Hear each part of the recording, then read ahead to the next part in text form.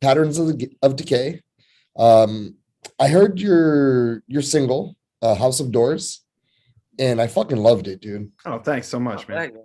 And like at a time where we're like a little bit slowed down because of like COVID fucking wrecked us, man. Just you guys? Well, I mean, just this month, Sure. December, January. Yeah, man. So I was like, oh, I want to slow down. Dude, this is the first interview I've done since I got over COVID. So. Oh shit. Well, Yeah. it It wasn't you're doing bad. well. No, the COVID was whatever. Sure. Yeah, I It's just just got like, over you it can't do myself. it. It sucked. Yeah, I've Did been you guys- dodging that shit left and right. So Neo right here. yeah. What about you? Christian, have you caught it yet, or Yeah, I just got over it like a week or two ago. yeah? How was your symptoms? Mine kind of sucked, especially for the first like week and a half, like fevers and just feeling like garbage. But now I feel all good. Thankfully, there was no like serious shit that happened. Yeah, you lost your sense of taste for a while, right? it. Yeah, I did. That sucked. That fucked with my head. See, what's weird is, all right, in 2019 December, I ended up getting sick. It was the worst illness I've ever had. Really? And yeah, and I was just like, oh man, I 103.4 was my temperature. I don't think I've ever had something like that. And I was just on the couch and I was like, I'm ready. I'm a blue collar dude. I will go to work when I'm sick. You know what I mean? I mean, before COVID, that's the way the mentality was like, oh, you tough that bitch out. You don't take no days off. And that's just how I was. And I was like, let's go to the hospital. Like I fucking separated my shoulder. Didn't want to go to the hospital. Like anything I've ever done, I don't go to a hospital. Sure. And this, I was just like, oh, I need to go to the hospital. I'm going to die. Oh man. And then the second time I got it was January 2021. And then now January 2022. And it just got less severe each time I got it. Oh damn. That's a mess, man. I'm sorry you had to fucking go through that. How are you guys dealing with it over in New York in regards to the clubs and all that shit and playing? I mean, we didn't play shows for almost 2 years, there was kind of like, there were shows that would pop up here and there, but then those people would kind of get like flamed online for having a show during like, this was before the vaccine, before anything was really, solid, didn't know what the fuck was going on. So it was like, it just felt irresponsible to play shows for a little while. But then, things started looking better. We started getting offers and we were like, yeah, we feel comfortable now. Everybody's protected more or less. So, we just played a show a week before Christmas and it was right as the peak was starting again. And we even said on stage, we're like, all right, welcome to the last metal show in the world. You guys are witnessing the death of it all. So it's hard to stay hopeful sometimes. It just seems like, every winter we're going to possibly have to deal with this shit. Hopefully in the summer it stays low. We can get out there on the road. We're really focusing on doing out of state shows now more than we normally, were doing before. So it's definitely taken a lot of time away from us where we could have been getting out there and playing shows. Yeah, that's the worst part of it. That sucks. How do you guys as a unit pivot in those situations and keep yourself relevant, keep yourself making bitchin' music like House of Doors? How do you guys pivot? Well, in the beginning we were writing already before like the pandemic really hit and we were getting ready to go into the studio. And then the pandemic really hit and we didn't feel comfortable going certain places yet. And neither did the recording engineers or certain places we were going to. And so that actually gave us more time to like finish writing more songs that we didn't plan on doing originally, but we ended up just hitting a streak of creativity and we sat down and worked on that. And by the time we were done with that, it started to clear up a little bit where we were able to feel a little bit more comfortable going up to Vermont to record and doing stuff here in Long Island to record.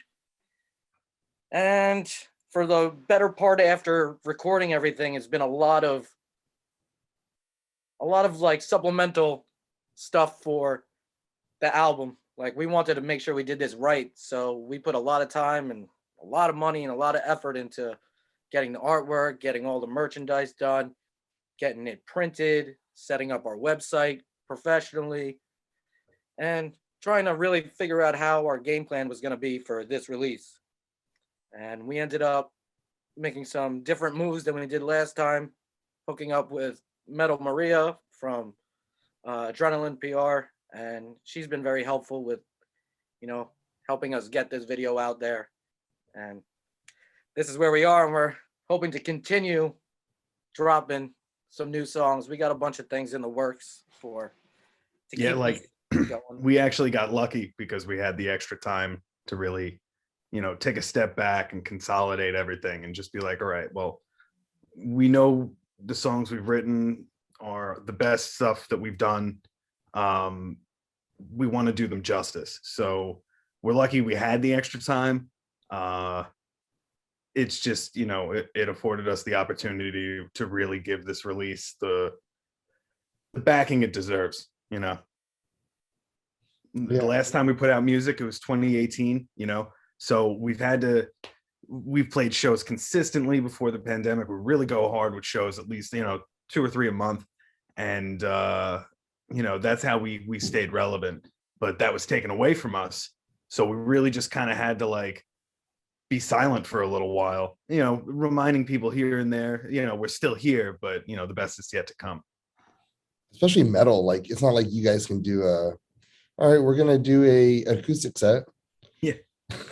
Sure, yeah. Unplugged. I guess Christian would whisper at that point. How are you? How's the metal scene in New York? That's one of the things I've always wondered about. It's such a big city, so many people there, but are there venues that support? Are there many venues that support, or is there enough venues that support? I would say there's definitely enough. We haven't been the best at breaking in to the scene always, but us, we're mostly based on Long Island. Christian's in the city, but he's originally from Long Island. And so, when you play the 1 or 2 or 3 Long Island clubs where there isn't as much, diversity in the scene or as much to offer as far as places to play, and then you start going to the city, you're like, oh, wow, that really just opens up a whole bunch of opportunities for shows.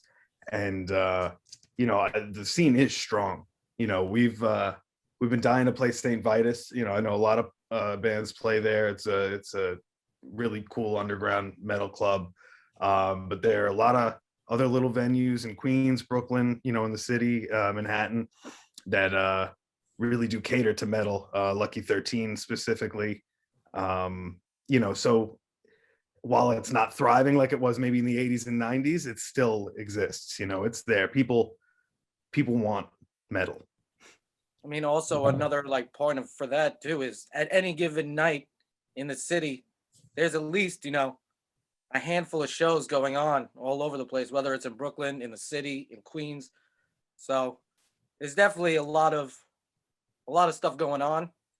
And sometimes it can get a little hard to gather everybody into one spot because there's their band's friends are playing over there and other bands over here, and other bands over there. So it's about making, we're still trying to get ourselves really ingrained into that scene because we're terrible at making friends. Yeah. We're really awkward motherfuckers. And I think if you talk to any one of us for a little bit too long, you start to understand oh, these guys are fucking nuts. All right, let's get out of here. So, maybe we don't have the deepest bench as far as friends are concerned, but we're willing. We're nice guys. We'll smoke with you. We'll have a good time. Because I can't, in California, right? Everything is spread out. There's traffic or whatever.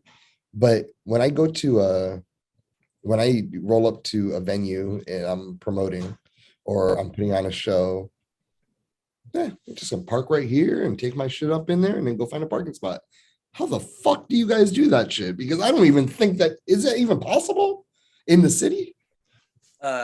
We don't play too many Manhattan shows. I mean, maybe that's the reason, because it's so fucking difficult. In Brooklyn and Queens, you have a little bit more options for parking. But yeah, man, I hate bringing my shit into the city. It sucks.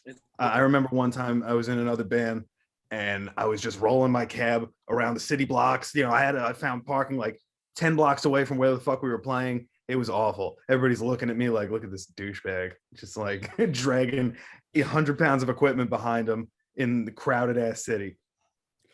When I was in Manhattan this summer, I was like, oh shit, there's our hotel. We can't park because it's too, it's too narrow, and you don't want to be the asshole that making everyone go around. Sure. So we parked like fucking 3 blocks away to take our briefcases all the way to the hotel. I was like, oh. Now I gotta say though, with LA traffic, it would have taken at least 3 days to go those 3 blocks. So, it's rough out there, man. I was out there once, and holy shit, I mean, it took forever to get any place. No, that's the truth of it, dude. That's not even a fucking. Yeah, I don't know why people own cars at this point. Yeah, I think New York actually took the crown now, like last year, for the worst congestion for cars. Number one. Well, dude, what's happening in what has happened in Los Angeles is a lot of, it's very liberal state, right? Like you can imagine.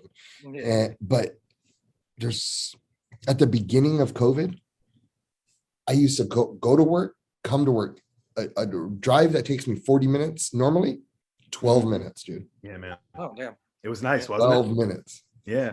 Even like right now, it's like 19 minutes. Yeah. So it's still low. It's like Sure. 19 minutes instead of 40, but Well, more people are working from home, right? So yes, at least there's that. Yeah, man. God, it took 5 minutes for me to get to work at the beginning of lockdown. It was beautiful. I was like, oh, thank you, pandemic. Gotta look for the silver linings, Tim. Yeah. Oh, Otherwise you go insane, because the world's a scary place. It's lonely out there. yeah. Goddamn right. If there's no traffic, that's a big win. Tell me about the album, the self-titled album, Patterns of Decay, album out April 15th. Yeah. Tell us about it.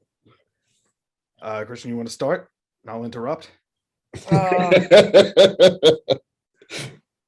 Oh yeah, I mean, we wanted to. If you look at our other like previous releases, a lot of it has been like a lot of tongue in cheek and, more humorous song titles, more everything.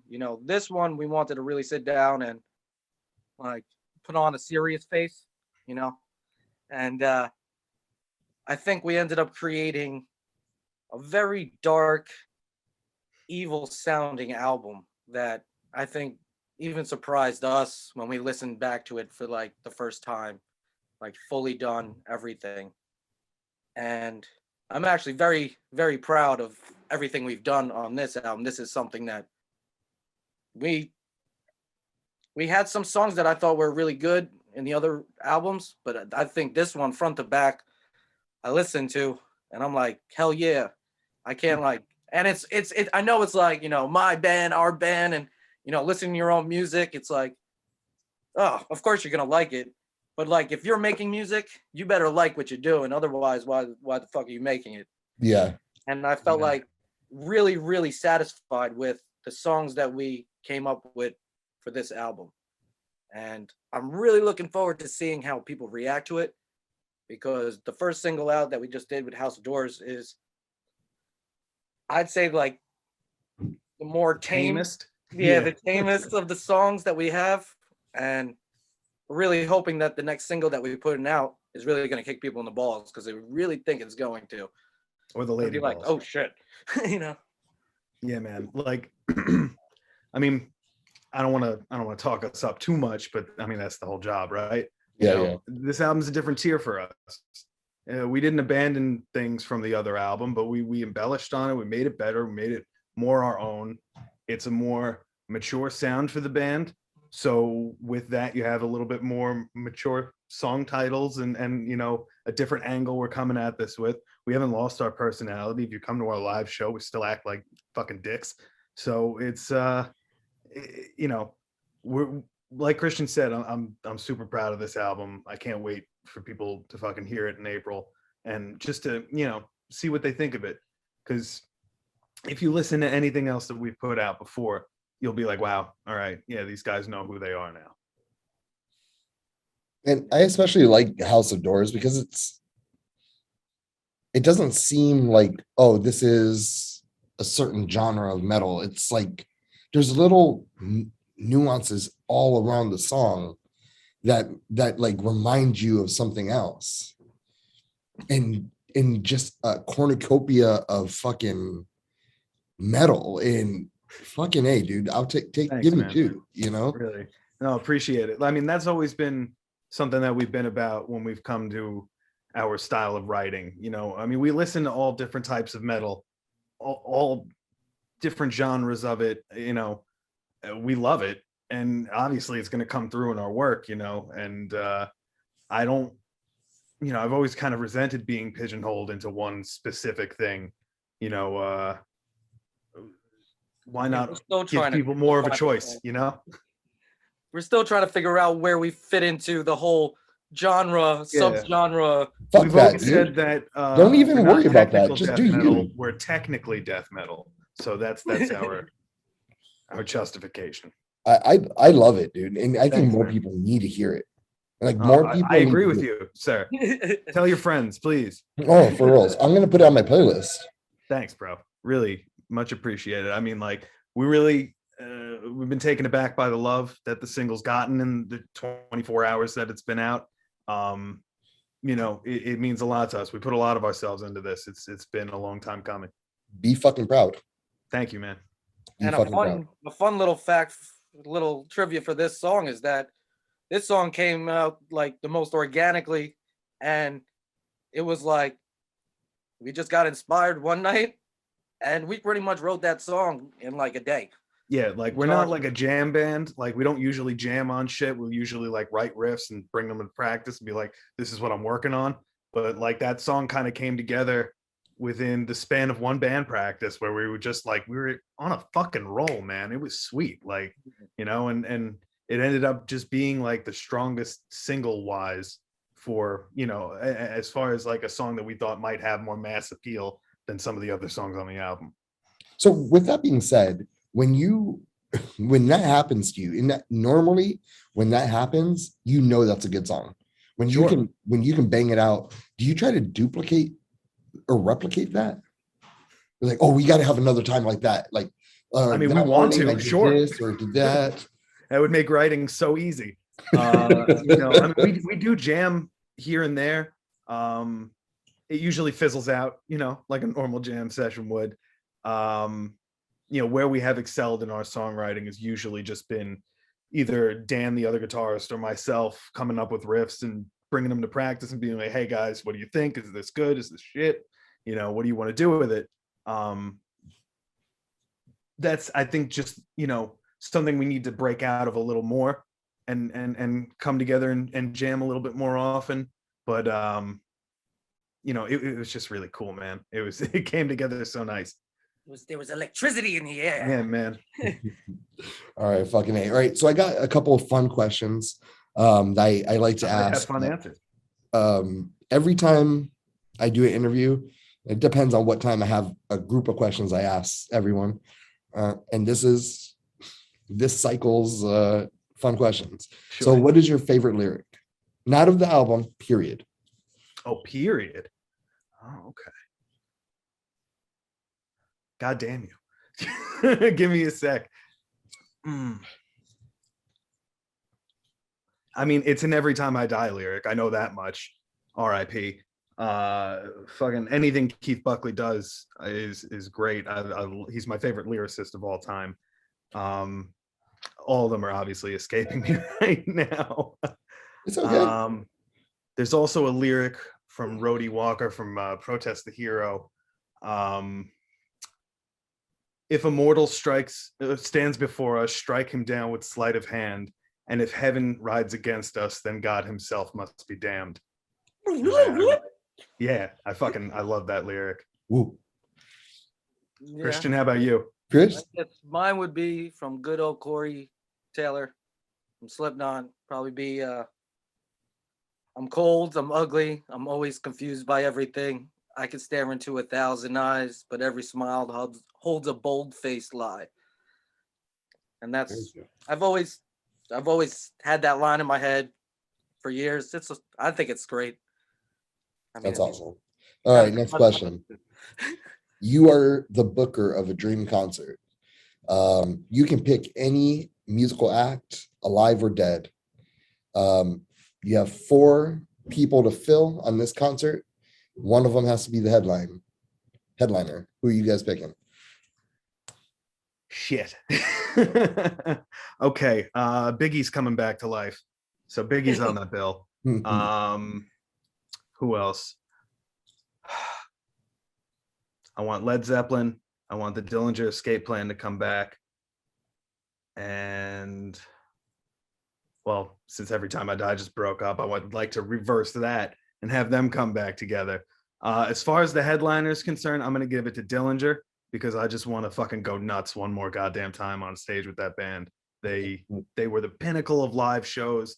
I'm so happy I got to see them 19 times. Like, yeah, man, they can, Led Zeppelin has to open for them. I love it. Chris? Me, I'm gonna go with my dream is to always just play Slipknot one time in my life. I could die happy. But they would definitely be like the headliner for me. I would enjoy Mudvayne on there too. I would enjoy Linkin Park, bring back Chester Bennington, R.I.P.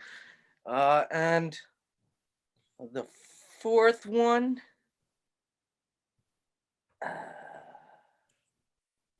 I would like old school, like Atreyu.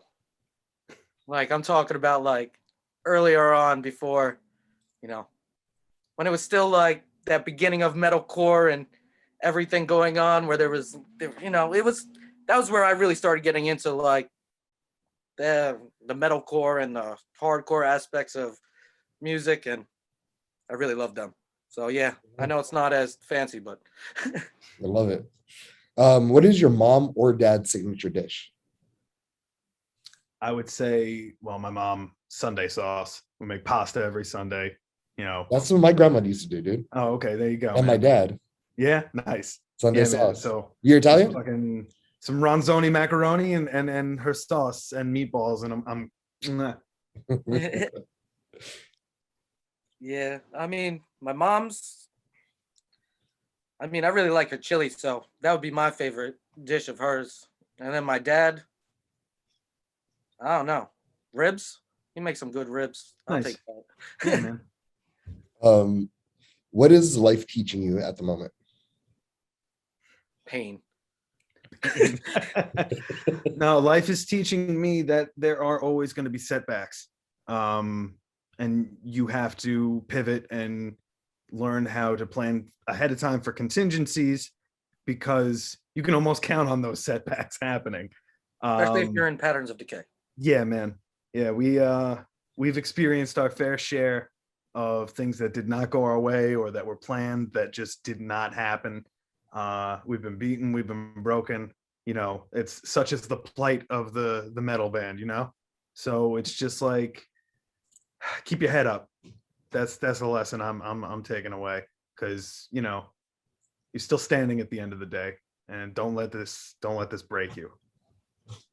Love it. I'd say definitely I would be on the same page that life has definitely been teaching me that when things happen when you're not expecting them to happen, and you think that you're always going to be ready for when those things do happen, but sometimes life just likes to throw these little like curveballs at you, and it's like, how do you adapt? How do you keep going on while also taking care of multiple responsibilities that keep piling up, and not just kind of curling up and die and just trying not to deal with it. So it's definitely been like a learning time, and I'm hoping that everything is temporary. All the struggles, everything is temporary, and that there is kind of a light at the end of the tunnel. You know, even if it's for like a little brief time, you know, we're having a great time, but you know, there's always going to be something that comes in your way, and it's just about how you adapt and how you work through it. And thankfully, the whole band, we're all there for each other, and so we, you know, anytime shit's happening with any of us, you know, we always know that we could talk to each other. Fucking A. And my last question, how have you almost died? I don't know, in the car like 8 million fucking times because I'm not paying attention. I don't know, man. Like driving with my knees and trying to light a bowl or something. No. I mean, yeah, definitely had a close call or two in traffic. Back to traffic again, man. It's the fucking worst. It's gonna end me, you know, right? But you know, made it through. Had to dodge some road rage incidents. Some tricky driving got me out of that. Yeah, I gotta watch myself on the road. I guess that's the lesson I'm taking away. I guess my closest near-death experience is I work construction in the city, so there was a time when I was an apprentice, and you know they have planks on all the scaffoldings, and we were high up on a big building, like probably like 12 stories up, and I didn't realize that the planks were not tied down. So I stepped on the edge of a plank and the back of the plank lifted up, and it was like a cartoon where I slid down. And the only reason I didn't fall down and die was because the plank caught on a windowsill, and that stopped it. Damn. And I would just like shit my pants. And I told my foreman, and he was like, well, you should have been paying more attention. I'm like, Sounds like a New York foreman for me. yeah. So, like, have you ever seen, I mean, working in that business, have you seen someone eat it bad? Or like Thankfully, I haven't seen any of that. I mean, I watch a lot of videos from like doing safety classes of seeing it happen, and it's terrible. But I've seen people get hurt definitely while getting cut with a blade or you know, fire or you know shit like that. It's definitely not fun. I've slit my hand open with knives. With you know, it's bad. It's not fun times. That's why I want to get out of it. Patterns of Decay. Thank you so much. I appreciate you guys. You guys are fucking a ball to have on and Thanks, to talk Tim. to you. And we appreciate you. And I can't wait. Man, 4/15/2022. Let's go. That's right. We're coming. Tim, All right, it's been awesome. And I appreciate you having us on this thing. No problem. Thank you all. We'll talk to you All right, soon. man. Take All care, right. man. Bye. Hey.